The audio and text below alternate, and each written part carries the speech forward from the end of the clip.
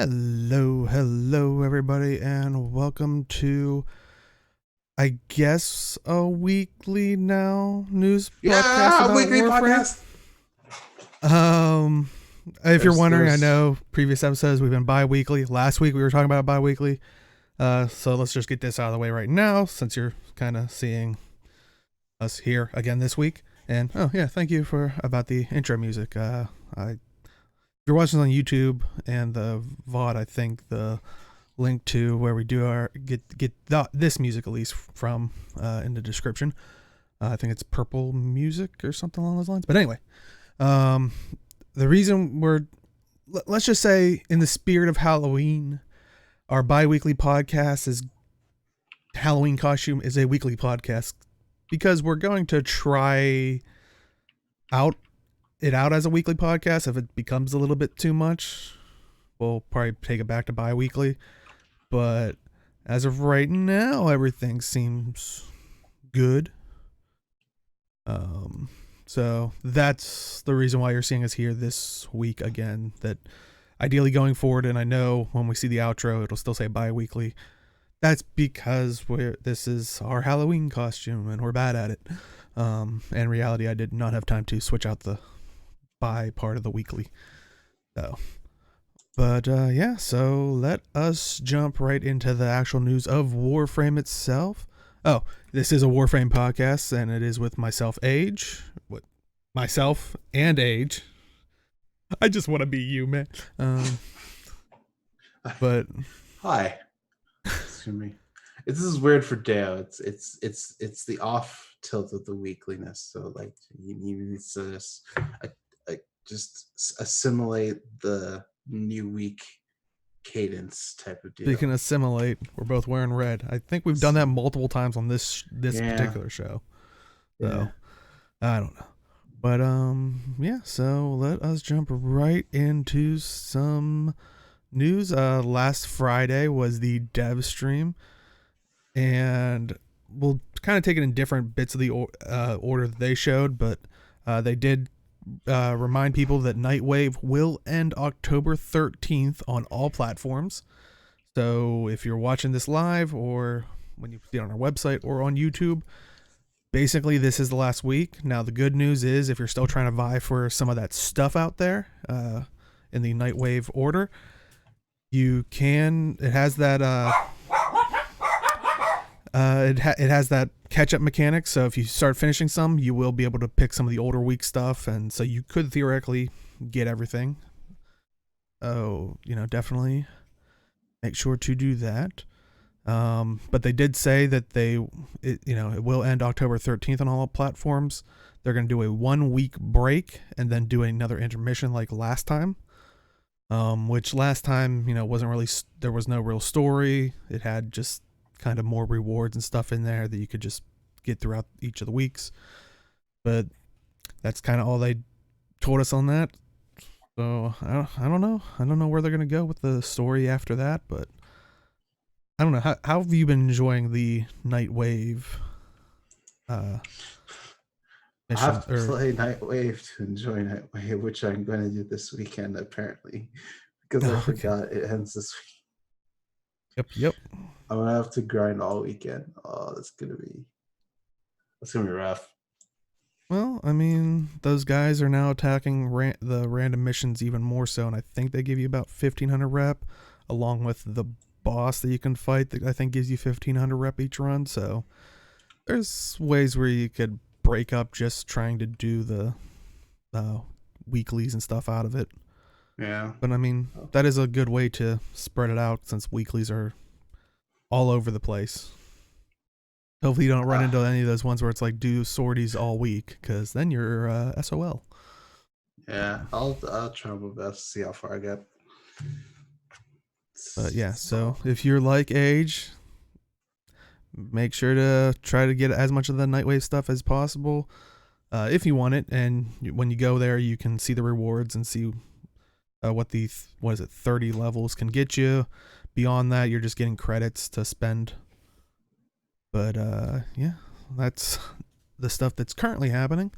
Some of the stuff that they were showing off were Exilus supposedly they're going to be doing Exilis slots for weapons, which for people that don't know, the Exilis slots are usually on the Warframe. It's usually the locked one next to your aura slot.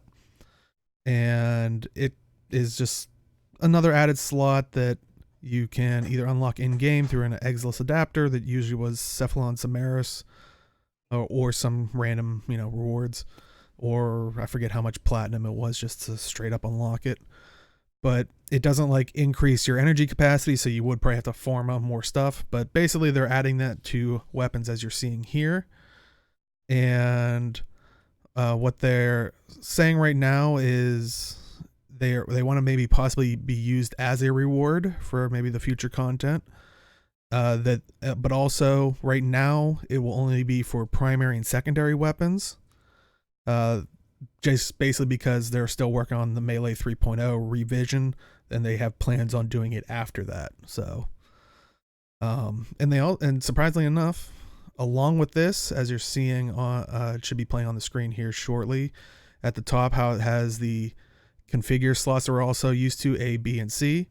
You will now be able to buy 3 more config slots. Okay, the Exilis adapter, or unlocking the Exilis slots, 20 platinum. So that's actually right in the wheelhouse of the more config slots. Adapter. They're going to make it for any of the weapons, so you can have 3 more, so 6 total, which will be 20 platinum each. And you also have 3 more for your Warframe for a total of 6, which also are 20 platinum each. And I believe the Exilis slots are for the primary and secondary weapons are coming this month in the main line, they were saying. I don't know if they put a date on the config slots. I don't know if that was coming with mainline or not. I don't remember if they were grouped it with that or not. I think that doesn't seem too bad. That is a lot of platinum. Damn. Well, it is a dev account, and definitely keep that in mind when we get to some of the later stuff. They were saying some of it's dev build stuff, but it's a lot of platinum though. I wish I had it, but yeah. But yeah, are you glad that they're putting in Exilis slots for weapons? I mean, yeah, I like having more of the options that you just kind of like can't put in because you have a finite amount of things you can only put in. So it's like nice to have that extra slot to put in that one thing you wanted. So I'm gonna upgrade my Opticore Vandal. It's gonna be even more broken. What about I'm sure you're not against the more configuration slots, right? No, it's fine. It's a quality of life feature. It's always nice to have more configs if you're that type of player that likes to have different configs for different situations. So especially like if you have like Grenier or Corpus setups type of deal. So. And I know we get more visual configure slots for the Warframe. I think that also carries over to the weapons as well, because this is just showing the build itself, like different builds. So I actually have. I've maxed out those a lot faster than. So I'm excited that you could be able to have 3 more on your Warframe. I don't know. A lot of people are wondering if it's going to be account bound, which at 20 platinum. And like chat was saying with the Exilis adapter or slots, it feels like it's definitely going to be each Warframe or each weapon. It's each weapon, yeah. Like adapters on Warframes, you can unlock the stance aura. The aura for 20 platinum, and I only do it on Prime Frames. But I think I did on Gauss just because it's Gauss. But yeah, it's going to be per item that you have. So well, and there's also aura formas. I think that's what you're buying in the shop is an aura forma, which you can earn through Nightwave, and I don't know if they added that to anything else, but which is nice. It seems like they're using it as a Nightwave reward. Yeah, you can earn it or you can buy it. Yeah. So it's the same type of thing that's done for the frames themselves. So it's not the biggest thing in the world for me. Yeah. But yeah, so those are the little things leading up to the main line. Let's talk about what will actually be in the main line. They actually said this afterwards, which would be the Ember. They're giving us the Ember rework, I believe the Vauban rework, and we'll also see Grendel along with his signature weapon, which we'll talk about a little bit later. But and then the next phase of the road to Melee 3.0, because I don't want people to think this is the Melee 3.0 update. It's like Melee 2.99999, whatever number they want to put there. But we'll once again talk a little bit about that. But let's first talk about the Ember rework. So let me pull up the video here for people. See here, this will kind of go through what some of the new skills and stuff will look like. And they kind of go in the order of like 1, 2, 3, and 4. But first, the Ember passive. During the live stream, they were saying will gain 5% ability strength per enemy on fire in a 10-meter radius. Wait, what? That's really good. Especially when you see some of these skills coming up. But also they were saying on one of the devs' Twitters, Ember's passive range will be increased, and they're going to move it to affinity range and see how that feels. So no. That's still up in the air, but they're going to see how that feels. That's going to be so good. That's going to be so broken. Oh, you just wait till you see some of that stuff. But yeah, Fireball, as you were seeing there, it can still be held. There's no real big change for it. They just said that it should be more spammable due to them fixing the animations on it. The second skill will be Immolation. That I think right there is the Fireball you're seeing. But Immolation is now basically the second is entirely new. Its rework even changed how heat procs will work. Procs now stack up a damage over time, much like other elemental procs. Also comes with partial armor reduction. At least that's what they're kind of theoretically thinking of. And they're still debating on whether they want to be temporary or permanent. They're still uncertain. But kind of the idea behind it is like you're melting off their armor. But also it's a defensive ability.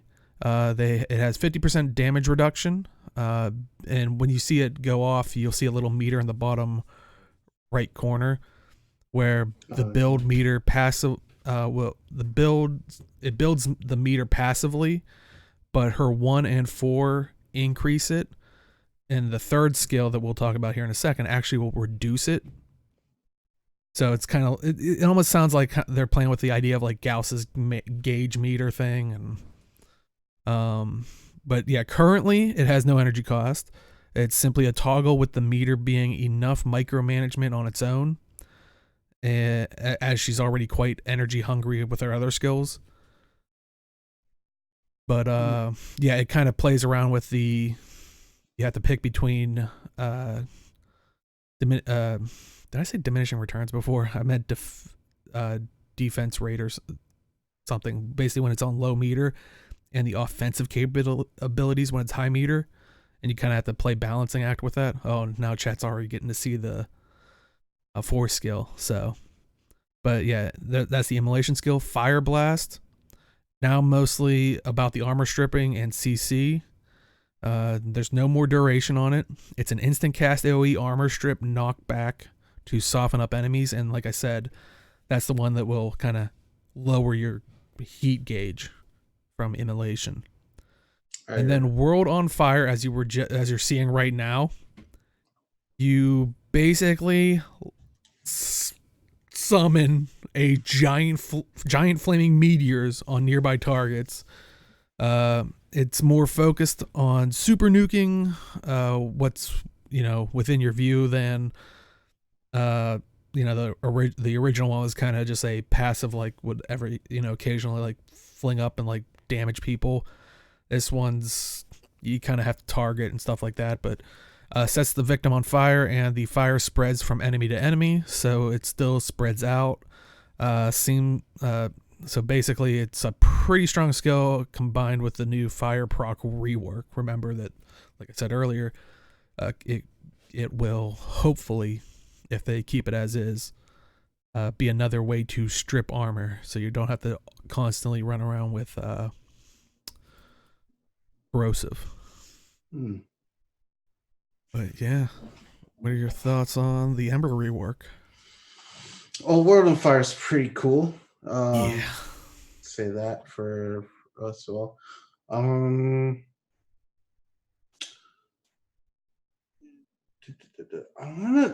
It's Immolation and Fire Blast is actually pretty nice too. And that new passive is just insanely good. Yeah, because as I was reading all that stuff, just remember, like we were saying, for every enemy, like imagine those enemies on the screen that you're seeing, 5% ability strength per enemy on fire. So it's just you're getting more powerful with all those people when you're doing the fire blast, when you're doing World on Fire. Just it's. So I think Ember's back as a nuker. Yeah, it's just like you have to have enough people on fire, so you're probably gonna need ability duration or something like that, just to keep the burning going. And then you have to have or maybe even have status weapons with fire in it, just have high status chance on that. Or like the nunchucks, just put a fire mod on it and then just like increase the stat chance on it, because nunchucks are actually really good because it has some decent crit on it already. And I think status chance too. If you put like 2 mods on it, you could get it up like 90%. So you could just like hit people, have like I'm just so mesmerized by the meteor thing. It's really good, yeah.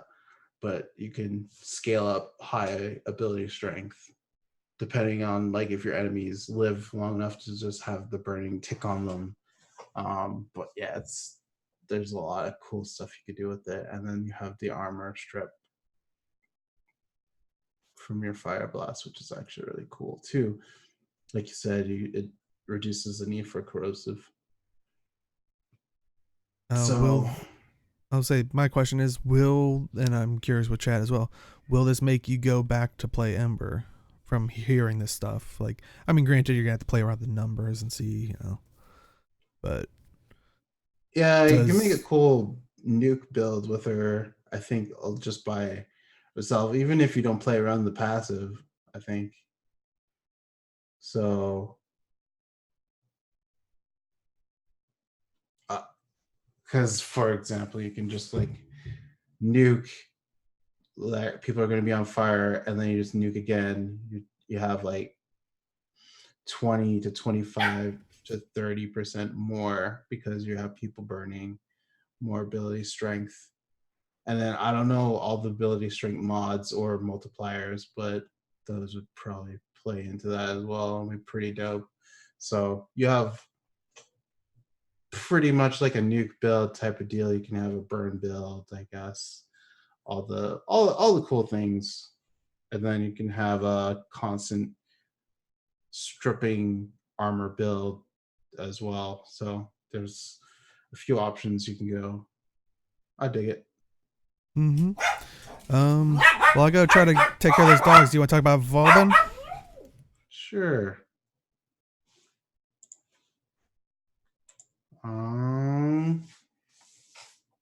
So Vauban rework.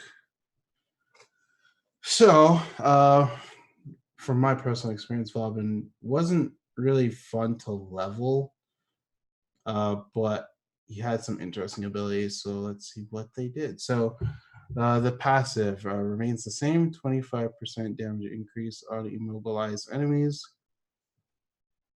Uh-oh. Sorry, seems good. First skill, Teslas now function like rollers, and seek out latch onto the nearest enemy creates a CC and AoE shocks. Hold the cast button to creates up to 4, and you'll juggle them before tapping to deploy. They also seem to detach from killed targets and follow you around. Oh, that's pretty interesting. So they're like mechanical marvels, as it were. That's actually interesting. All right, Mind Layer. Number 2, Casa, cost reduced to 25 energy. So there's different types of mines that you can use. So you have the sticky rip line, pulls enemies in, tethers them to target, works elastically, so slime attacks will ragdoll them out and yank them back in. You have a nail grenade, so radial damage zone grenade that shoots nails everywhere for constant overtime damage. You have a speed pad, boost speeds when passed over, akin to boost speed when passed over, akin to old bounce, but boost is horizontal. Think boost pads in racing games. Yes, please. More Vauban speed, thank you. Which means more Gauss speed, thank you. Damage amp. Attached to any ally you included who passes over it, 6 of them gives you and nearby allies a mobile damage boost. Actually, that works for Gauss too, because I'm going fast. Yeah. You and Gauss. Yeah. I personally like the sticky rip line. I like having that trap that gathers everybody and puts them all together, and then you just like nuke them. Yeah, and also that's nice just because if you remember his passive, 25% damage increase on immobilized enemies. So I imagine that's a mobilization where you're pulling them in and it kind of sticks them there as you see. And you shoot Teslas onto them, so everyone's just dying horribly. Shooting Teslas. The third skill, Orbital Strike, which weirdly does work indoors. I don't know, breaks down the lore there. I don't know. But basically it was added to give Vauban some concentrated high damage, as you probably saw in the videos here.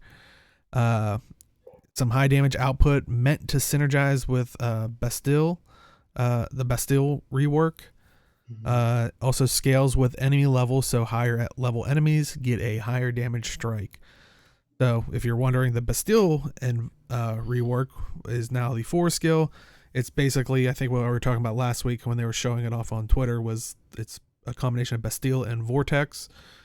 If you're familiar with Vauban's old abilities, it's basically been combined. So when you tap Bastille, you can actually place multiple, but it basically pulls people in, as I think you're seeing here. It levitates the people like in like this like little ring area. But holding it will turn each Bastille into a vortex, which that's the part where it pulls them in. If you hold the 4 to cast that immediately, it will just spawn a vortex immediately. And like we said, if you let the Bastille's duration run out, it also briefly morphs into a vortex afterwards. So, basically you can levitate them to kind of keep them in place and then pull them inward. It also armor strips over time. And like we said, the intended synergy original for this is to kind of combine it with Orbital Strike. But like you're saying, you can kind of use the just combine it with everything. Yeah. So like I said, they're planning on releasing this stuff with Grendel. They are really making it hard for me to play Grendel. When they did this, I was like, I want to play these two now. Like, well, not now, but when it comes. And like I said, I think they have they want to put it out with the main line that's supposed to be coming out this month in October. So, but yeah, freaking crazy. I love it. Now, I love it, but my wallet hates it because now I'm like, well, now I gotta get a look for Vauban. I have a Vauban. I don't have Vauban Prime. I don't either, but I'll see how much I like. I mean, granted, I gotta get it anyway for MR, but yeah, I already have my Ember done. Yeah, I do have my Ember. Ugh. Yeah, I am loving what they've done with both of these frames. Seems good. Yeah. So I think Vauban needed it more, but for sure. Yeah, I was surprised that they were doing an Ember rework. Ember rework. I know it's had problems, but I think, like you're saying, Vauban was in a felt like it was in more of a dire state, whereas Ember was kind of getting nerfed into the ground. Vauban was just the ground. It felt like. Yeah. And now Vauban will use his orbital strike to slam you into the ground, along with Ember's World on Fire. So, oh boy. But yeah, so can't wait to try these out. But also another nice little, or any other thoughts on the reworks? Seems good. I like it. Another thing that they were showing off was the Titania deluxe skin, as you can kind of see it here. It's kind of cool because if you notice these the deluxe skin's antenna kind of twitch there. Also coming with Titania's deluxe skin, her animations are now all upper body, say except for her ult, of course, which her ult turns you into like a little razor wing flying thing. But her razor flies can pick up tributes from her 2 skill, and each tribute active gives her another razor fly.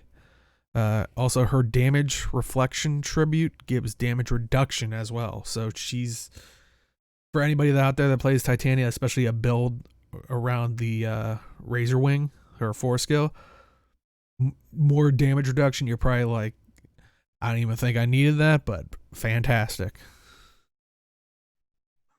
And for people who don't know, usually when you have the 4 skill kind of build type thing, there's a lot of damage reduction while you're airborne, and since that counts as, it basically turns them into, I think on everybody else's screens they're tiny, but you basically look like you're in an Arcwing with special weapons.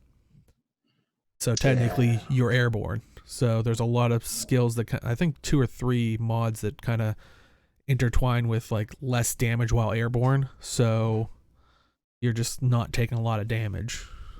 Oh, okay. I didn't know that. Mm-hmm. That's good to know. Mix that with adaptation, which basically I think you can't take damage from the same kind of source or something. I forget exactly what adaptation does. Yeah, you get reduced damage from this, from a certain source, and it lasts X amount of time. Yeah, so combine that with that, it like, yeah, they're pretty, can be pretty tanky while being pretty, do a lot of damage with their actual weapons. But yeah, they now have more damage reduction, so yay for Titanias. Nice. Real. Also, they're, like I said, they talked a little bit about the Melee 3.0 update. The next update, like I said, they're aiming for at the end of the month. It will be more involved with the stance rework and also channeling. This is also when they're going to try to convert the mods, work with the combo meter change. Or with the combo meter change, they said they might release a future workshop just to talk about it. They did say the full 3.0 plan to come was to come with the Kuva Lich update, which we will definitely talk about more, because they told us more about it, which, oh my god, they're just knocking it out of the park with Empyrean stuff. But yeah, like I said, coming mainline this month, you get the melee update, not Melee 3.0, but before that, the reworks, Grendel himself, which they were showing off Grendel's signature weapon, which you can kind of see here, which is the Masseter. I hope I'm saying that right. A unique crankshaft style greatsword made of rotating razor discs. So, a meat grinder for a big boy Grendel. Can't wait. But yeah, look at him. He's consuming everybody. But yeah, you can see him running around with his greatsword there. 2-handed sword, whatever you want to call it. But yeah, any thoughts on the little bits and bobs that they were talking about with the dev stream like that? Because races will be fun with the new Vauban speed boost. get a little boost. I I don't know. think Have it's you like seen? Have you seen on Reddit? People are showing that like weirdly Gauss ain't the fastest. Hmm. Apparently, Volt's faster in Yeah. in a race. I Volt's didn't see the what video, the but someone was saying Wisp is now the fastest. You know, I don't know, but a full ability strength Volt is faster. But I built my Gauss for practicality, and practically I think I'm faster unless they go full strength, which I don't know if that's even practical.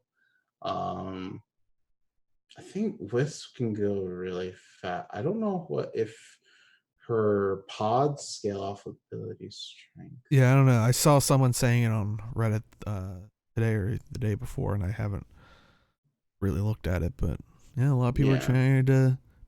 A lot of people are trying to hurt your Gauss, man. Your it's boy. okay. I'm the fastest in terms of endurance, so it's fine. Okay, Can run for days. but I won't need to run because I'm gonna fly my spaceship, a railjack. Uh, and so yeah, during the live stream, they talked a little bit about the Empyrean stuff. They said there's no release date yet, but as you see here, they're talking about the 3 phases that they're planning on, which the dry dock phase, which is basically the ability to build the dry dock in your dojo. The next one will be the take flight phase, which is fighting Grenier, flying, gunning, etc., kind of the stuff that we've been seeing. And then the third phase was just the find answer phase. Like they kind of just left that ambiguous. Like it leads into New War after that, probably, yeah. Or is the Duvari? I think they were saying the new war is supposed to be coming out this year. Well, at the end of this year, but I think that's going to get pushed. Okay. So I'm guessing that we're going to see that's supposed to lead into like the new war more than the Duviri, even though we saw during TennoCon it kind of give the teaser. I think that was just for that. It sounds like an internal difference. Yeah, find answers. Well, if you watch some of the past ones, it's basically you're flying in space and sending people to basically wreckage in outer space, and some of it's like ancient, system stuff. So who knows what you'll be finding? But as you're kind of seeing here, they went deeper into the Kuva Lich system, which, once again, remember these are the Grenier leaders that are also flying around in space when you're out there flying during the phase 2, and they learn from your abilities. And this is the part where I was saying, do remember, as you're seeing here, they were warning people that this is a dev build, so some of the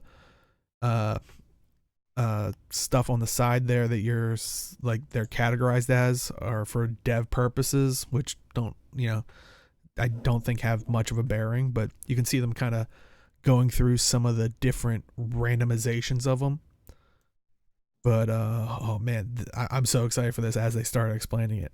So like you're seeing here, you'll actually be able to inspect your liches that when you start facing them and find out their weaknesses and etc. Basically, for people, I mean, they even said it, I think we've said it in the past, it's think of what is it, Shadow of War, the Nemesis system, and to a point that I didn't even realize they were going to do, but here we are. We'll get to it. But the cool thing is the Kuva Liches also, as you're seeing there, the weapons they're using, they will have unique weapons that have unique bonuses, higher mod capacity. Why would they have higher mod capacity? Why would that be a big deal? Because we're not going to be able to see their build. But wait, it's cool because they can rank higher than other weapons in the game, because if you kill them, you'll get their weapon. Now, for people that are play the game, they're probably like, well, this is going to throw MR, the mastery rank all out of whack. Well, these weapons aren't going to go towards mastery rank. They did say that due to their procedural generation nature, and they did stress it's not Borderlands procedural generation, but there are a lot of guns coming, or a lot of weapons coming with this, but not Borderlands levels. But yeah, they were saying how the possibilities for these weapons like are going to be huge. They were saying. Also, you'll be able to get Kuva weapon skins. Are kind of also in the works for these. They were kind of unclear on it if it was just going to be more weapons or specifically related to this system in particular. But like as you're seeing, they're going to flip through different Kuva Lich versions. But they did say that the frame that kills the Lich becomes its progenitor, which changes how the Lich is generated, like as in equipment, powers, colors. Also, I think the one thing we did know before was, no, I don't know if we did know. Well, they said defeating Kuva Liches can apparently. Oh yeah, no, we didn't really know about this, but yeah, when you defeat a Kuva Lich, you can apparently eventually have an option to recruit them as a follower. Just like the Nemesis system in, that we're familiar with I always want to say God of War, Shadows of War. But they did say think of it as the mysterious stranger in the Fallout games, where they'll kind of just come in when you're in a tight spot and just obliterate things for you. So, but yeah, I really like this idea. And they did say Lich's forces have their influence shown. I think we'll be seeing that here in a second on the star chart. When you see this whole solar system, you can kind of make it out on the planets. There'll be like little red marks, but when you zoom in, it'll be like almost looks like a blood spill, or I don't know, it's like thinner than blood really, but it's a red haze over certain areas, and that's where you'll see that's their territory.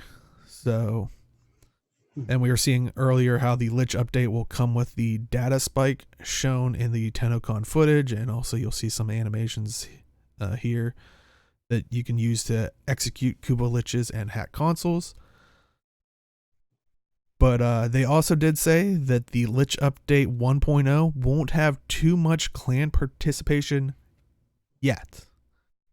But one idea that they're kind of playing around with is some sort of clan mission board, where if you have a Lich you don't want to fight, you can put their contract out there for someone who would want it instead.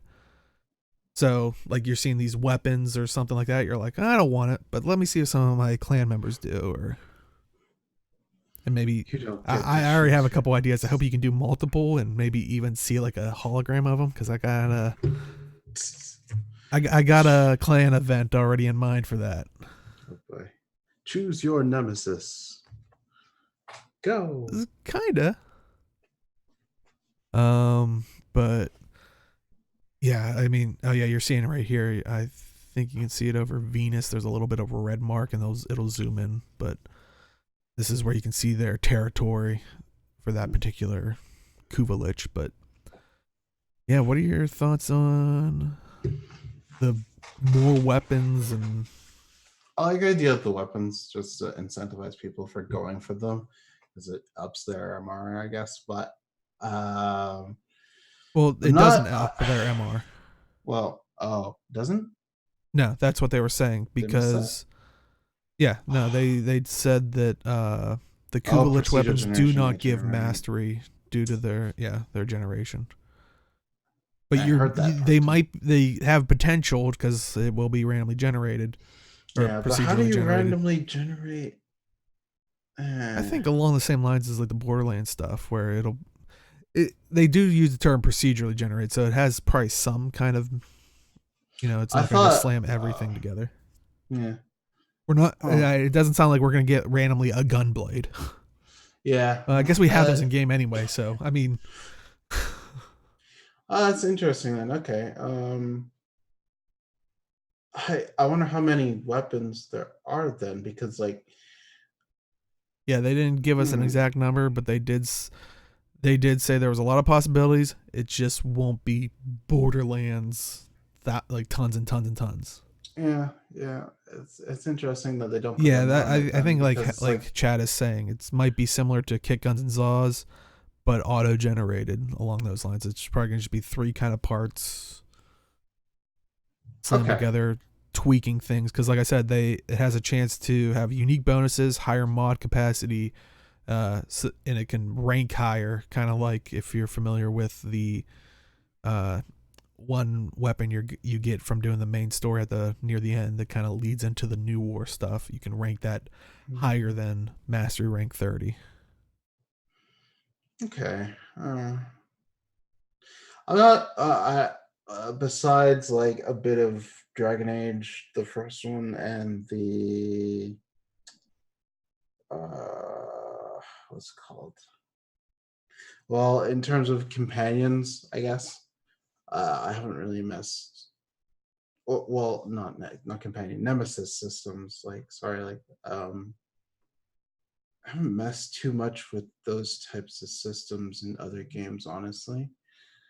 Um, I Fable, mean, Fable, cool. Fable wouldn't be a Are you talking nemesis. about You are Shadow your own Mordor and nemesis. then Shadow War or whatever? What are the yeah those types of games? What other Lord of the games Rings ones. there that have a nemesis system? Well, I know that was the one that kind of really put the Nemesis system out there. I don't know Yeah, what other I was games about to really. say Fable, but you are technically your own nemesis because you're good or bad. Yeah. Yeah, I haven't played much of those types of games, so it's kind of a concept that I haven't truly explored, but it sounds interesting. It depends how it's done, I guess. Yeah, I'm Because curious of because with the Nemesis system and like for example Shadow, what is it, Shadow Mordor, you can kind of pit them against each other.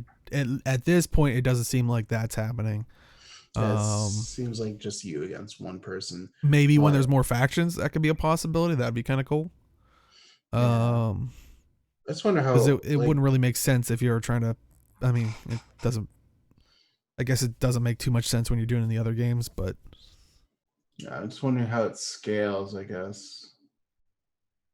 well, and that's what I'm curious about is at what point can you make them a follower? Because as you're killing them, they're supposed to be learning your skills, so Yeah. they're a tougher fight. So it's like, is it become a branching thing of like you can either make them a follower so you don't get their weapon, or then you can kill them off and then you get their weapon? Like, I don't know I don't know exactly how it works, but Yeah, I mean, generating those sounds interesting as well. Huh. yeah, I'm super excited for this. On like everything they've been saying about Empyrean, I'm just excited for. Yeah, it seems good. I'll just give it a try and see what I think about it, but it seems cool idea. I like it. If you don't like it, I'm shooting you out of what my ship and into the deep cold space. Try running then, Gauss. Okay. Can't run in space. That sounds like a challenge. You're gonna break the game. But yeah, any other thoughts on Empyrean? No, can't wait. Same as always. Give me this. I want more. I want a dev stream on the squad link. Honestly, I think Yeah. I think I need to see that again or more stuff about it. I think they showed enough during the TennoCon, but I want to see it Yeah, again. because I'm wondering if there's not, you know, too much to that in the sense of, because it kind of gives you like a mission on the ground, whereas I know it took probably a lot for them behind the scenes, like coding wise, but visually I don't know if there's, you know, huge amounts to show off. But I would like to see like maybe, are there other Mm-hmm. variants, because they were on the plains of Eidolon. Does it like, it kind of made sense on the plains of Eidolon. It was like, oh, disable the orbiter things, and since that's an open world, but what happens if can it happen on a closed map, like, and then what would the mission, what would be an example of a mission there or something like that. But yeah, there's probably a little bit there. I don't know if they could dedicate a whole dev stream to it, but I would like to see them maybe delve a little bit more into that aspect. I can agree with that. Some other small things that they talked about. The new Kavat type that is coming out, and they were saying it's a vampiric theme, as you're gonna see here. I think they were saying that I don't know if it was during the dev stream or I heard it somewhere else, but that apparently you'll be able to get this kind of at night on the plains of Eidolon. Along the line, and I think they were making it along the lines of the like Helmand's Charger for the Kubro, where I think you have to. This is only at night, and I think the thing has to bite your Kavat or something like that, or something weird like that. Yeah. Vampire. So basically, Kavat. we basically have a vampiric kitty. I like it. Yeah, it looks really nice. But also, they said they have people working on looking into cross-saving, cross saves, but they have no plans on currently for cross-play. So similar to Destiny 2, when they made the transition, that it sounds like you'll have a account that has all your stores on it, whether that's PC, whatever one you pick, but then you'll be able to, go to another system and play those characters with people on that console or PC or whatever, and then go back. So it's not cross play, but you could hop if you so desired, without losing your thing, which I know that's what a lot of people have wanted in the past, especially maybe people at the time didn't have a powerful enough PC and were playing consoles, and now they have a good enough PC. I've seen a lot of people posting like, oh, I wish they would do cross save or a way to migrate my, insert console to PC. And then I've seen some people be like, oh, I miss the Switch, because I think they only migrate kind of at the beginning when they launched it. So you can't really migrate if you wanted to move from PC to Switch or PC to, PlayStation or any of that. So I'm definitely looking forward to cross save. I think that would be completely awesome, especially if they get on Stadia. Oh man, that'd be amazing. Anyway, but also they were kind of teasing. As we had the video for the dev stream rolling by, you've probably seen it a couple times where they they are trying to get 1 million Twitch followers, and they did say that they had something fun planned for 1 million Twitch follows, as it's a big milestone. So hey, if you haven't yet, make sure to throw them a follow, especially if you're playing the game. And if you can always make one of their dev streams or some of the, I know Prime Time, they'll usually have Twitch drops, which are pretty good. So, and I think you have to be following for that. So, definitely worth it. Also, I guess, well, we were going to talk about the Halloween stuff, a lot of the Halloween stuff returning, but they did tease something during this dev stream, which you actually saw in the Vauban video. You see the bats coming off of him. This is apparently going to be a new ephemera, which all they really said was later in October, so it sounds like maybe 30 and 31st, or maybe for that last week. All they were saying was, if you survive long enough, you can get this. Don't know what that means, but survival mission. Yeah, I'm curious if it's a 30-minute one, an hour, mobile defense, a day. Ooh. Or what's the that new one? Terrible one Disposition. Yeah. What's that one where you have 4 capture points? That one's the worst. Oh, interception. Interception. Yeah. Or it could be like a special version of the Kuva Siphon survival. Because Kuva Siphon, that's a lot harder. Because I think I forget how Kuva Siphon exactly works. I think you're also losing health or something like that while trying to stay alive during your survival. Yay. But I don't know. We'll find out hopefully by the end of the month. But we'll talk a little bit more about the other Halloween stuff that's returning. But before we do that, we were talking last week about the Riven disposition changes. And actually, something interesting kind of came out about that was a lot of people were asking, like, what about this weapon? What about this weapon? And basically, I think Comb and Detron came up in the talking points. And one of the devs for DE talked about it and said, many of you have mentioned the Comb as well as the Detron. These weapons were marked for a reduction, but they opted not to change them because some players depend on these Rivens to achieve 100% status chance. Because of this, small disposition changes had the chance to make a much larger impact on these weapons, so they have left them as is.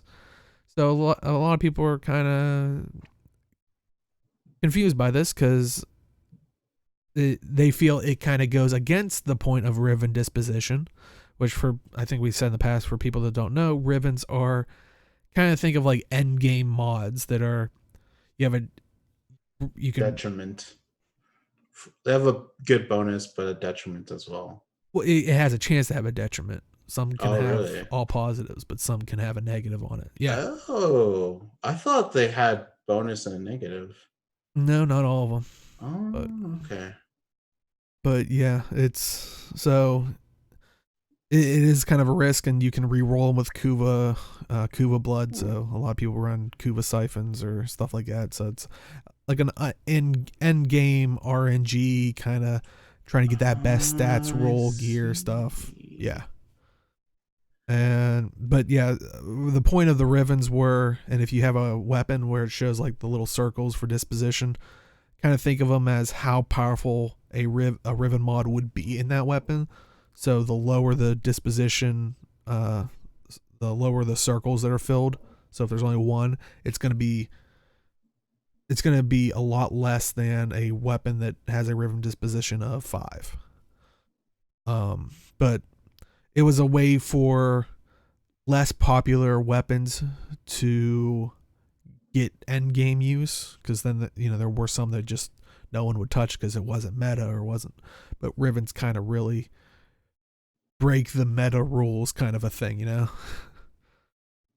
But yeah, their basically their concern was, would how stuck are they on this stance of not, with these two weapons, and if there are other ones down the road, because they gave an example of, what if a sufficiently large amount of players were to make a claim that X weapon, and let's say in this case, Comb, the Comb weapon relies on this Riven statistic that will easily be affected by Riven disposition changes, then back it up with facts such as in-game math calculations, maybe videos showing how it's just, completely broken type thing. Would those Riven dispositions remain unchanged because it's trying to protect, in this example, the 100% status chance? It depends on the Riven itself across weapons. So if there's multiple weapons that get affected by this one Riven mod, then the Riven mod needs to get changed. If it's like a handful of weapons, that's the problem with Rivens, is when you because they come hidden or unidentified, I don't know the exact term of it. Right. You have to do a task, and then the Riven is only useful for that particular weapon. Like when you identify it, says has different words, but it. Oh, so our Rivens randomly, like, let's say I got a Riven. Let's say I got a Riven for a rifle, and Yes. So have it to could be kill theoretically any rifle when you unlock it. any rifle Riven. Yes, it could end up being a Riven for any rifle, one that you own, one that you don't own. Or, Okay. Are there a set of Riven mods? Like, are they randomly generated the stats? I'm pretty sure they're randomly generated, and so is the MR. Okay, so in that case, That's why some people I are like, see. it's become Yeah, such okay. a. Because for me, when I pictured Rivens, when I first got like a few Rivens, I only unlocked one because I didn't see, because what I saw was like I had like 2 or 3 bonuses and then I had one detrimental bonus. So I'm like, oh, okay. So it's like super strong, super strong bonus, but like you have a detriment weakness that you probably make up for with another mod or something like that. That's what I thought Rivens were, and they're like a set amount of them, and then you had to do certain tasks to just like unlock it. But No, I if think it. Rivens are, I yeah, think but it if your mostly Rivens are like random. what you said, then yeah, it's kind of weird that you keep weapons as they are because people can RNG the Riven that they need to get like 100% status or whatever. Um, I guess and their I then guess their worry with it is, because I'm sure, I think it does have like a, it can only be between this percent and this percent for status. In yeah, this case, status chance. So maybe even at whatever the maximum status chance available is, would not bring them to yeah. 100%. So, I, but I assume it's not just this one, but I think these are the two that kind of came up, but that's why they're. yeah, if it like one mod should not be able to give you 100 status chance. Not even 2, I don't think. I think like 3 to 4 mods should get you to 90 to 100% if the weapon kind of allows for it, as it were, because of the Uh-huh. default status chance. But yeah, that sounds like a problem.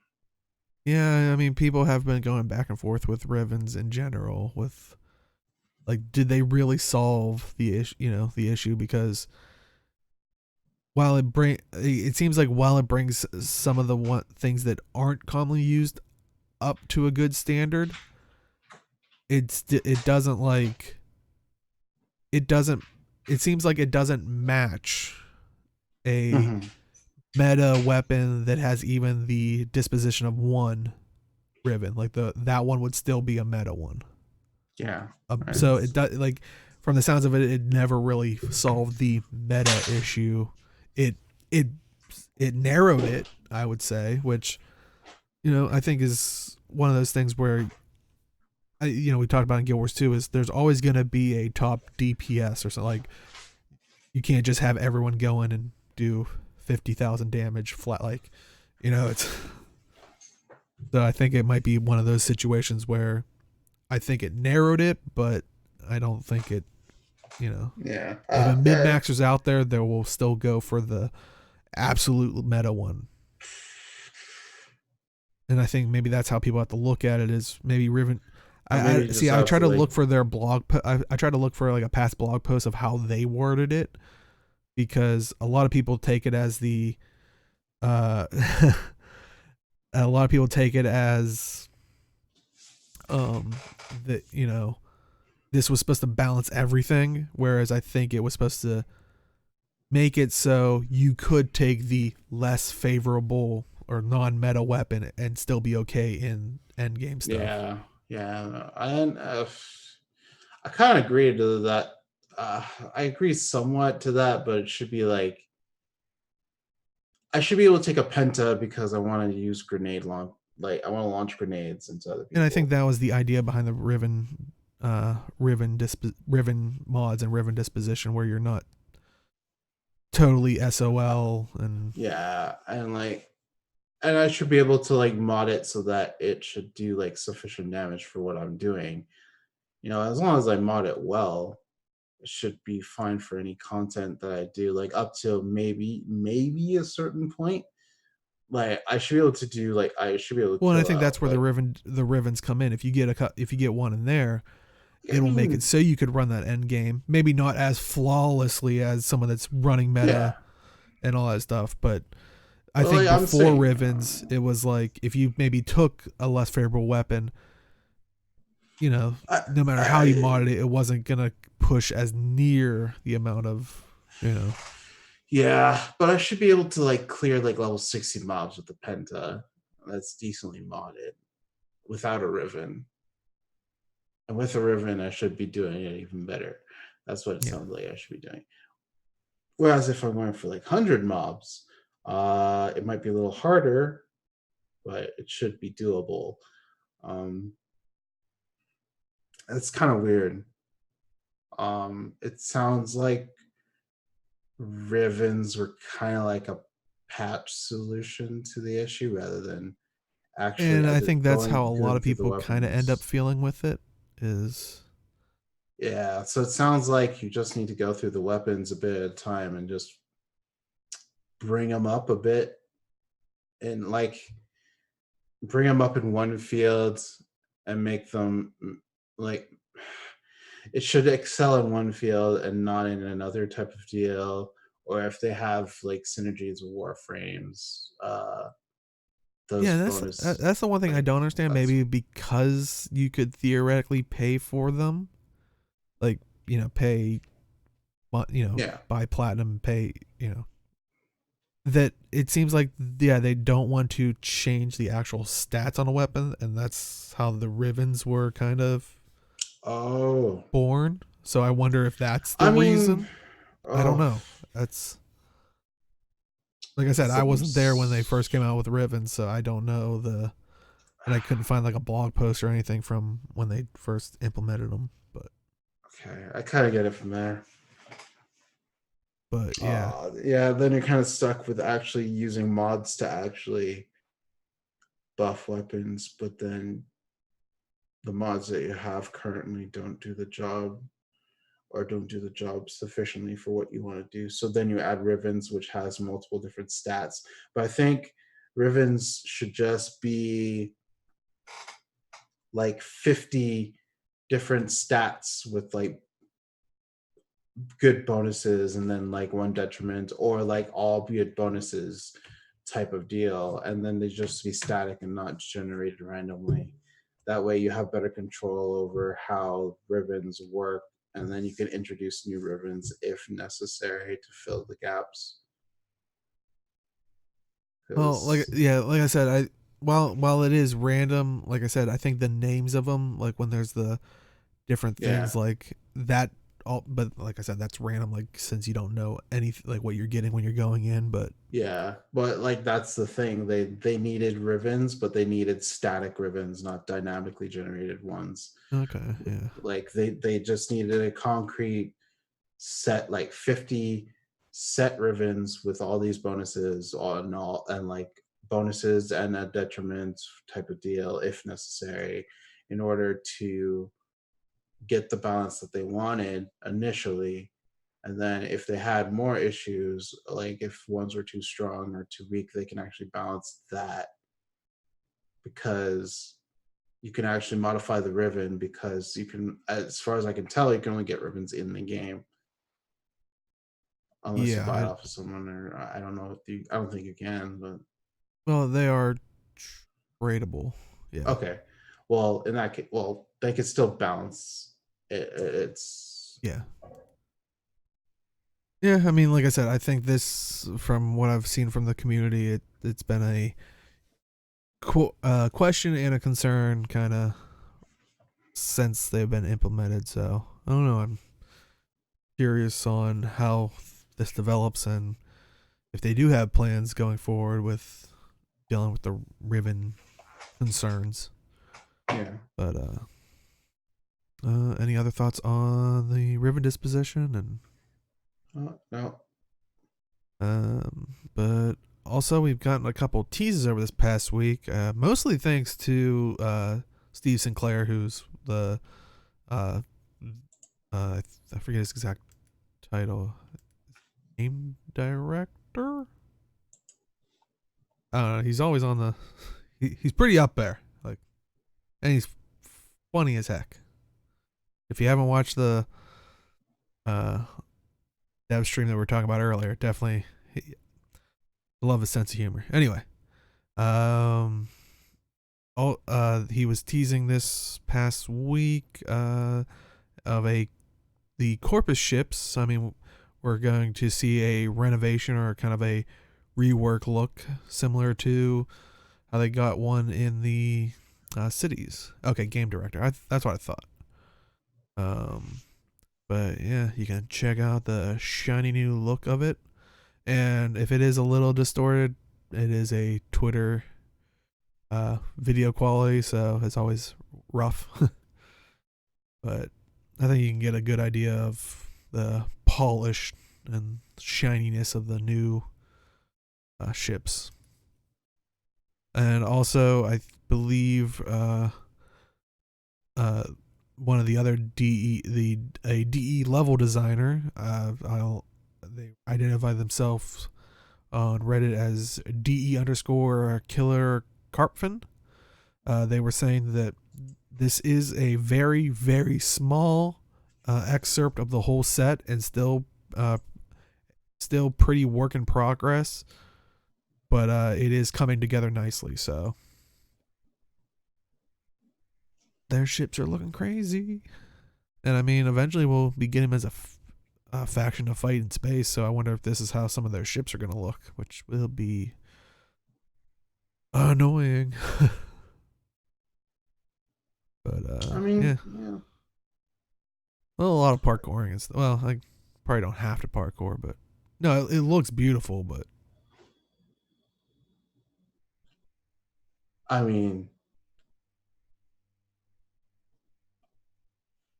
it seems brighter to me, in my opinion. Yeah, I think it might just be because of the shiny, like how the I don't know. the metals reflect and stuff now. Like it makes it pop a little bit better. Yeah, like chat saying they can't wait for all the graphic engine updates. Yeah, it's there's a lot of it seems a lot brighter. Maybe just because of the maybe it's because there's so many of the test tube people and like the Star Wars blue milk stuff that's going around. Maybe, yeah, but it seems good. I like it. Like a lot. Well, I was like very confused. If this is too bright for you, don't worry, because he was also teasing about some new war tile sets, which let me pull them up right here. Also on Twitter, so apologies for the quality. But there's two different tile sets here. I don't think they had any names, but you kind of see this one as a dark and red. It kind of reminds me of, like, I don't know if you've ever helped someone that started a new business or they moved a place where it's like just an empty business complex type thing where it's like there's just that weird dim shine to things. Like it, I don't know, it just reminded me of like almost like an empty parking garage.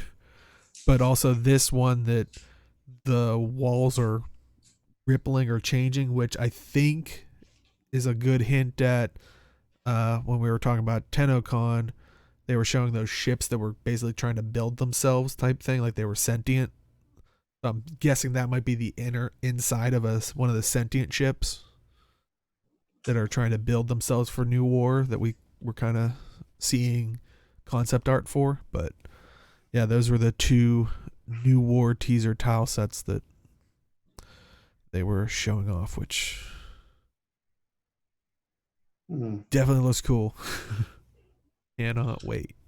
Prefer my walls not being sentient like that, but it's each their own. Well, I don't think they want you there as much as, so they're not trying to make it for you, Age. I don't think the sentients want you. Okay, that's good. I don't want them either. Yeah, but we gotta go there for spoiler reasons. But yeah, so just two quick little videos that he put out on Twitter. Like chat saying New War is gonna be creepy as hell. Yeah, it's gonna, just from the looks of this, yeah, it's gonna. I can't wait. I know I'm saying that about everything. Like, I'm super excited for Empyrean. I'm excited to see the story continue in New War. So, but yeah, speaking of creepy and spooky things, it is October, so the Halloween stuff has come out. If you are new to the game or maybe missed it last time, you can in the market pick up a color palette that's a Halloween color palette theme, which is mostly like reds and oranges and stuff like that. For 1 credit, that's like the in-game credit currency, so it's very cheap. Like, if you don't have 1 credit, go run literally anything and smash a barrel, and then complete the mission. You'll have barely 40 credits. Also, you can, and that color palette is permanent. You can use that year round. Now, there is a fun little this month gimmick that they use for the holiday, which is a pumpkin head, once again for 1 credit, but you can only wear it during the Halloween season type thing. But if you want to run around with your Warframe with a pumpkin head, you can do that. Also, they brought back loads of Day of the Dead skins in the shop. I don't know if there was any new ones, but I remember those. Those ones are platinum. Like, they're not cheap, or like they're bundled and stuff like that, but they do cost, platinum to purchase them. But yeah, definitely some return of the Halloween stuff. But yeah, do you have anything? Do you maybe use a color palette for a Halloween color palette? I'd probably use it in a couple frames, but I don't know. I mean, hey, it's basically free, so there's no reason for you, because you never know when you're gonna need that slight shade of red or. That's true. All right. And like I said, like a couple episodes ago, when we were talking about how they made the change where when you randomize a Warframe's colors, or I guess any color really, on a weapon or anything, it no longer just picks one palette and then picks randomly in there. It picks from all your palettes available, so you never know when you'll come across that, that shade of red or whatever that makes that just pop a little bit better. So, like I said, 1 credit. Why not pick it up? But also, for Age's favorite Warframe, apparently Gauss is now open for TennoGen. So, once again, people that aren't familiar with TennoGen, that's basically the community made or community created skins for Warframes, as you're seeing here. Weapons, operators, accessories, and stuff like that. But they were saying how the Gauss files are officially available in the Steam Workshop. It took a little longer than anticipated, but the Warframe was waiting on a TennoGen tool update to enable artists to make content for him. They did say, much like the Revenant, he is made using new tech, so there are some missing textures in the Gauss's zip file. But they do say it's on you as the creator to make these mappings yourself without any reference files. They did state in the zip file you will find the normal version of Gauss, his emissive, the tint mask, and the body and helmet meshes as a reference map for it. But they did want to stress, to be clear, you are expected to still make the specular, the roughness, and diffuse maps. They just simply can't send you a reference for the comparisons. Okay. So, I guess what skin's gonna make you? What Gauss skin is gonna make you buy? You know that car from Initial D? Anything that closely resembles that will have my money. Okay. I was waiting for you to say a Sonic one. Ooh, better yet, a Sonic one. Sonic. Really messed up. Or a Lucio one. That'd be fun. There you go. So get on out there, creators. But also a nice little video from GamSpot. They got to actually talk to DE kind of around TennoCon that happened in July, but I think they just put out the video earlier this week. And the title for it is how Warframe broke the rules, and basically talks about DE's history, community, and kind of the future, and talks with multiple people. And I remember offhand, it had Steve Sinclair, who you were talking about earlier, Rebecca, what's the other community man? Well, one of the other community managers' names, that does prime time with her. Why am I blanking on her name? Does deconstructed. I'm bad with names. Chad, help me. No one's helping me. Megan, thank you. I wanted to say Melissa. I don't know what. I knew it was M-E apparently, but I was like, I know that's wrong. Sorry, Megan. Megan Everett. That's it. See, now it's all coming back to me. Don't hate me. Actually, know me first before you hate me, because she probably is not even aware. But yeah, so it was great hearing like their perspective on the community and kind of the history. And like I said, I think Steve talked a lot about future planning and kind of going back to the mod stuff, and I think he's talked about in the past of trying to figure out how to make new content for veteran players, but also not make the past content pointless. So it's definitely a tough thing to do. But yeah, that's cool for a lot of games that like go for like MMOs or longevity games with longevity, as it were, to keep content new and exciting. So definitely go check it out. I think it was 30 minutes, so kind of like almost like a television show nowadays, so definitely worth it. I did see on Reddit, and I thought it'd be perfect since I don't know, when I started playing, I kind of kept poking everybody on Talking Script and stuff like that, and the Age actually took the bait and kind of came back to Warframe, and now we're here. But on Reddit, someone was kind of asking simply how to get back into the game. They said they finished the quests. Well, I don't want to really spoil it just in case, but they made it pretty far into the main story quest line, like pretty much nearly the end, it sounds like. And they said they have a lot of the nodes, they need a lot of the nodes around the map to still be finished. But they're worried that they don't have any clue on some of the mission types, especially they said Disruption, which is the newest one. They're also kind of worried about players that take the game too seriously, or as they like to say, the uber seriously.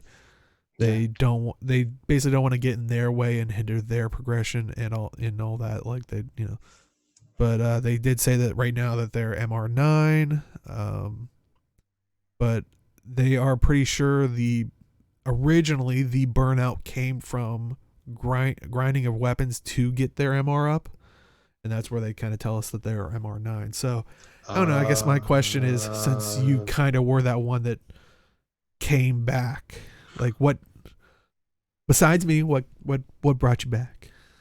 Chat if you're one of the people that kind of returned or took breaks, or even how do you fight how do you fight your burnout in any part of the game or games general? So I came back from Mesa Prime because Mesa Prime was like my go-to frame for most things.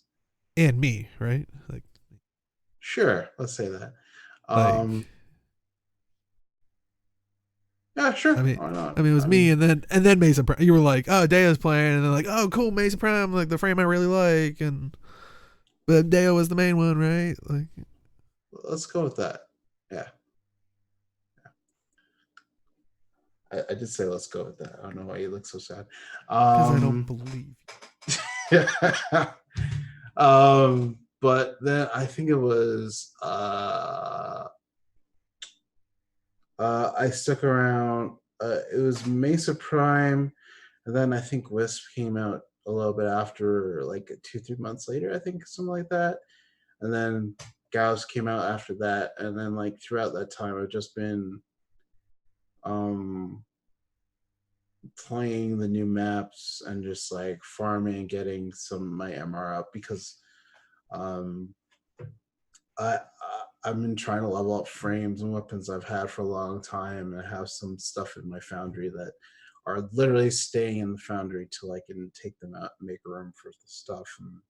And getting my MR up gives me more slots so I can keep things, and it's very nice. So for me, I kind of the opposite. Like, grind doesn't really burn me out, as it were. was there anything for, like, what made you leave the game? Like, was it something like you felt burned out on, or? Oh no, it's just more like I wanted to play like something else caught my interest a bit more. Okay.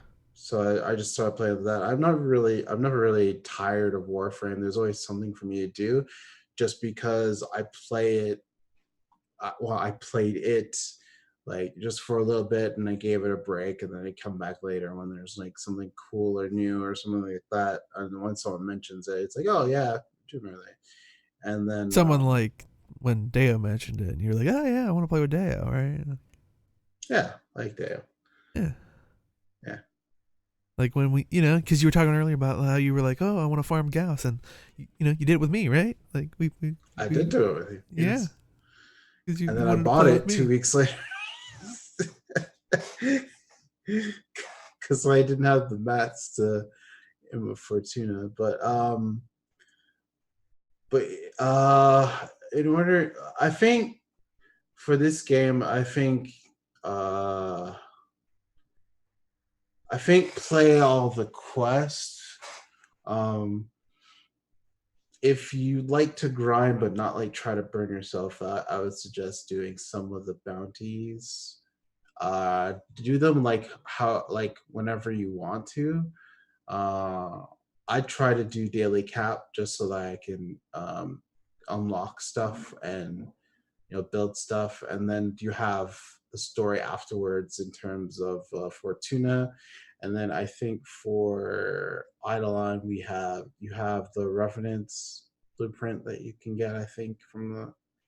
Yeah, and I think someone actually mentioned to him like, oh, maybe you should try Eidolon hunting, and I think they might have replied saying they haven't done an Eidolon hunt before. Yeah. So Eidolon hunting too. I haven't really done one yet. I've just shot Eidolons, and then my friends take all the fire and I run away. Oh, okay. I thought you were gonna say you shot an Eidolon and then they just stomped you to the ground. And no, I think I have a picture of it too somewhere, saved somewhere. That was fun times for me. I think there's a few, like, for me, I think the quests are a good way to get back into the game and just take a breather from grinding. Yeah, because I think we talked about last episode that they made a lot more of the main quests repeatable. So if you want to maybe slow roll yourself in with the story, yeah, I played Second Dream. They said that they went pretty far. Yeah, I played Second Dream 3 times. It was really fun. It's always fun. But yeah, I would say grind, and then like if you're tired of grinding, want to take a break, just do a few quests, have some fun there, do some bounties. It's not necessarily grinding. It's repetitive stuff, but it's varying. It's to some degree. Though I would also say, because it seems like their burnout came from, at least they think their burnout came from grinding of the weapons. Yeah, like chat's saying, there's also fishing and hunting. Like I said before, I think I like Warframe because it's like, start running Cephalon Samaris things where you're basically playing Pokemon Snap. Go to Fortuna and just start snowboard. Like you got your Tony Hawk like little boarding out there. You got fishing, you got hunting. You basically can, what is it, Cabela's Deer Hunter or whatever one of those hunting games are. Like you have the, places like that out there on both Plains of Eidolon and Fortuna. But yeah, if you feel like your burnout is coming from grinding of the weapons to get MR up, I think MR9's a pretty decent one. I think the goal really, at least initially, is like MR 13 or 14, because I think that covers most Rivens. If you're trying to get though, if you're really, early on, you might not even be looking at Rivens. But I think 13 and 14 are like some of the last requirements if you're building some of the prime weapons. Like they'll say like you require that mastery, but MR9 is a pretty decent spot for a lot of weapons out there. But what I've been doing for the longest time, and I think I was talking about it even like last week, where I was like, that annoyance of when you find a weapon that you like a weapon and a Warframe and a you got everything pieced out and you're just stuck on MR because you just don't want to pick up another weapon. What I've been basically doing is I'll play, the stuff the way I want, and then if I do want to feel like, grinding out a couple things here and there, like I'll maybe do a set of weapons for a little bit, and then do them and get my fill of grinding. Go, I've had enough of it. I want to go back to playing, how I want, the build that I like, type thing.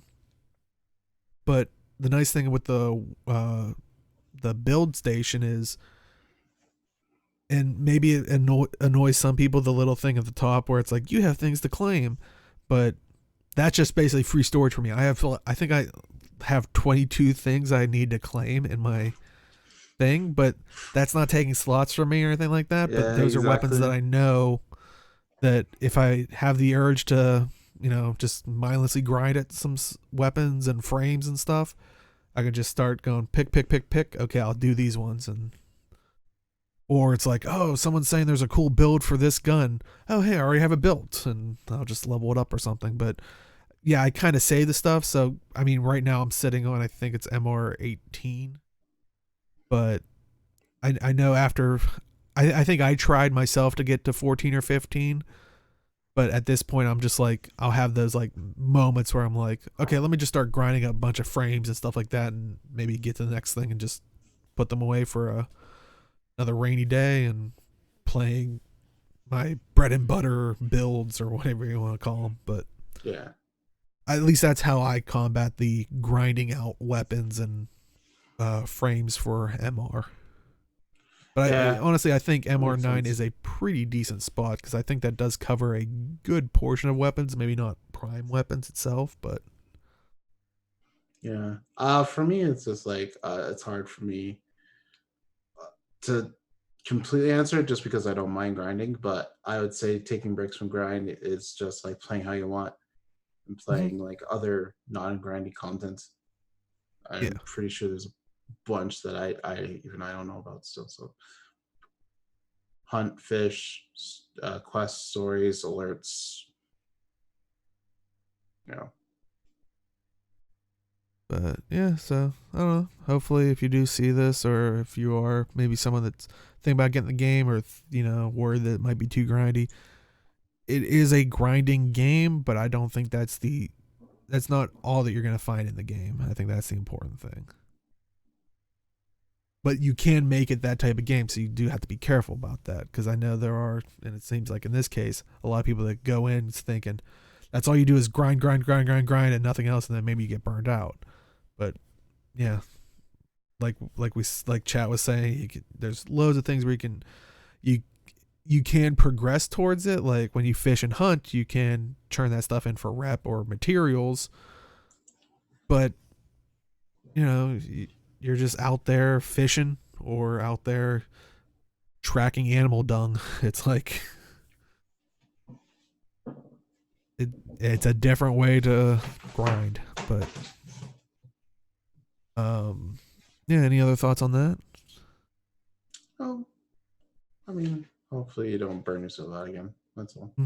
It is funny though, you did mention while you were in your explanation how you you possibly don't know everything about Warframe and all those different little grind things or something.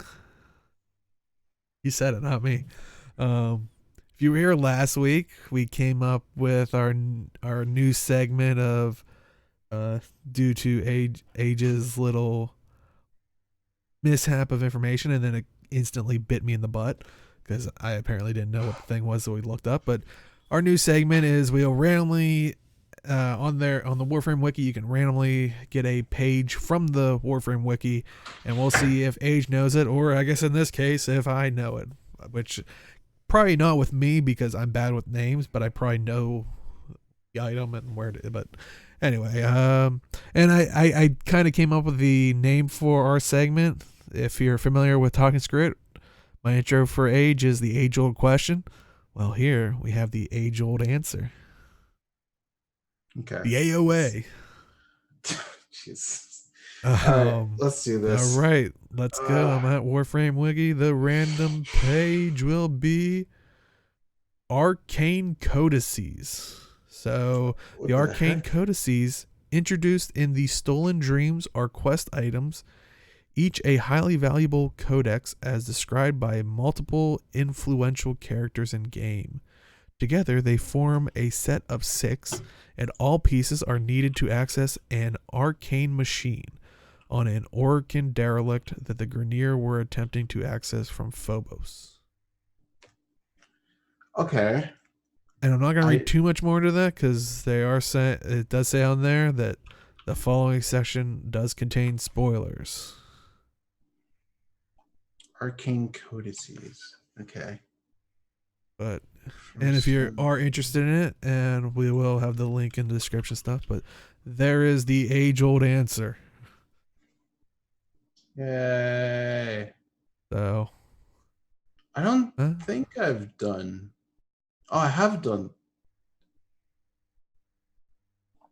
I think I did do Stolen Dreams. I'm not sure. I'm trying to remember. That's the one with the thief, right? It's been quite a while. Great, but, yeah. I mean, I've done all the quests, so I must have done them. I'm gonna click it. Well, I've done all the quests besides like Octavia, but yeah, I don't think this is Octavia. Was like, yeah, Octavia's is cool. I've heard about insane. It, but yeah, it's just an insane end. But yeah, that is our age-old answer for this week.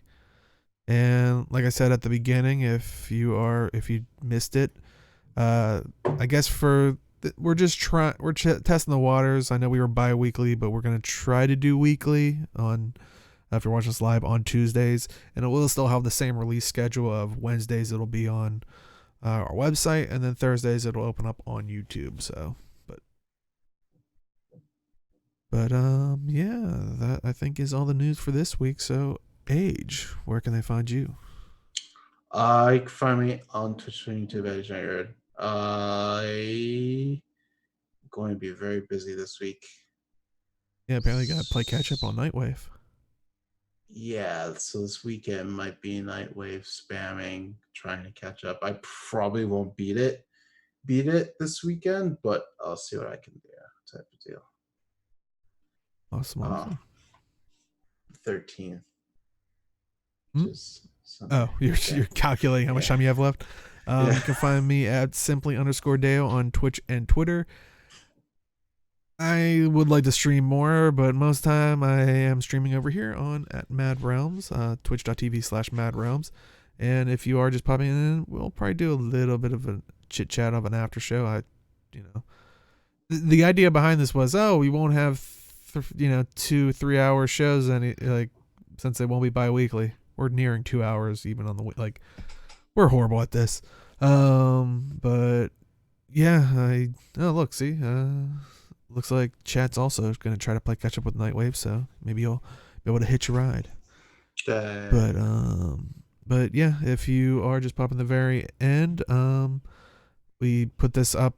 We'll have this highlighted on Twitch. If you want to watch this on, it will go up on our website tomorrow, if you're watching this live, on Wednesdays, maadrealms.com. And that will be where you can get the audio version of this podcast, but also it will go up and unlock on YouTube on Thursdays. And that's basically our schedule. So if you want to come out live, participate in the chat, Tuesdays is where it's at. But I think that is it for this week. See everybody in the void. You gotta think of an outro. Like, yeah. Take care.